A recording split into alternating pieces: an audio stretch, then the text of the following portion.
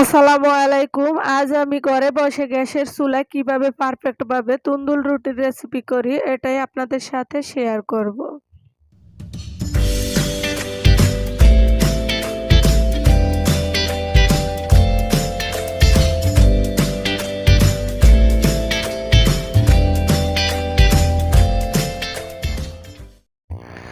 তো কথা না বাড়িয়ে চলে আসছি। আমি এই হাফ কাপ পানির মধ্যে ১ টেবিল চামচ ইস্ট দিয়ে একটু ভিজিয়ে রেখে দিব। তো রেখে আমি তন্দুর রুটির ডোটা করতে চলে যাব। তো তার জন্য আমি এখানে একটা বাটি নিয়ে নিচ্ছি। তো বাটিতে আমি ২ চা চামচের মতো চিনি নিয়ে নিচ্ছি, হাফ চামচ বেকিং সোডা ও বেকিং পাউডার নিয়ে নিচ্ছি, ১ টেবিল চামচ কর্নফ্লাওয়ার, ২ টেবিল চামচ দুধ নিয়ে নিচ্ছি, ১ টেবিল চামচ চিনি নিয়ে নিচ্ছি। নিয়ে ভালোভাবে নেড়েচেড়ে এটার মাঝে আটা দিয়ে দিচ্ছি। তা আটাটাও ভালোভাবে নেড়েচেড়ে এটার সাথে আমি একটু সয়াবিন তেল দিয়ে দিব। তো সয়াবিন তেলটাও ভালোভাবে নেড়েচেড়ে মিশিয়ে নিব। মিশিয়ে আমি ইস্টটা দিয়ে দিব। ইস্টটা দিয়ে ভালোভাবে ডোটা করে নিব।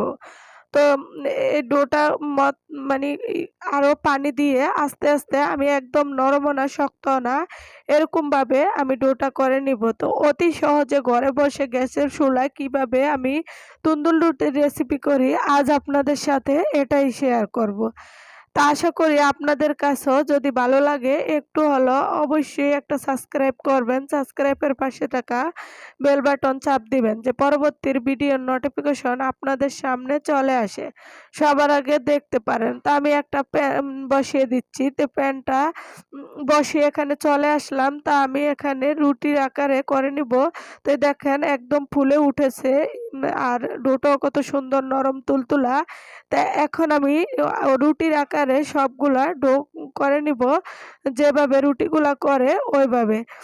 তো এই যে এরকম করে আমি ডোটা করে আস্তে, আস্তে রুটির আকারে আমি সবগুলা করে নিচ্ছি। করে এখন আমি রুটিগুলা যেরকম বানাই স্বাভাবিক ওরকমই বানিয়ে নিব। একদম ভারীও না পাতলাও না, ওরকম করে রুটিগুলা বানিয়ে নিব। তো এই যে বানানো হয়ে গেছে, একদম ভারীও না পাতলাও না এরকমভাবে। আর প্যানটাকে আমি উপর করে দিয়ে দিব চুলাতে গরম করে। এখন এই উল্টা পিঠেই চাপ দিয়ে বসিয়ে দিব, হওয়া পর্যন্ত অপেক্ষা করব। তা আপনাদের কাছে একটু হলেও যদি ভালো লাগে অবশ্যই লাইক করবেন ও কমেন্ট করে জানাবেন কি সত্যি ওই হোটেলের তন্দুর রুটির মতো হয়েছে কিনা। তো এই যে একে, একে আমি সবগুলা বানিয়ে নিব। মাশাআল্লাহ অনেক সুন্দর হয়েছে রুটিগুলা।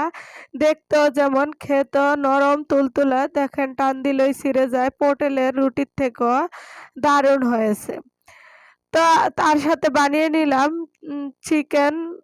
তো এটাও আমি আপনাদের সাথে শেয়ার করব। আজ এই পর্যন্তই। আবার নেক্সট ভিডিওতে। আল্লাহ হাফেজ।